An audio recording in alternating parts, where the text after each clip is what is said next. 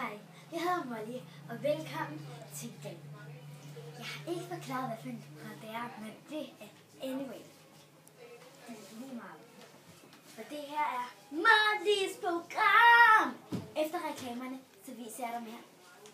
Nu kommer reklamerne. I will try, lægge med mig. Køb det, jeg se det, jeg så for du.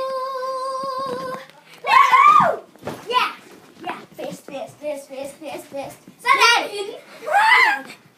Men der var ikke noget galt. Nå, nu er reklamerne færdige.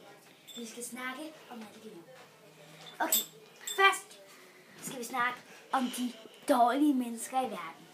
Der er nogle mennesker, der bare simpelthen ikke kan lade være med at spytte. For eksempel mig. Jeg holder mit spyt inde, men nogen gør sådan her. Og nogen gør sådan her.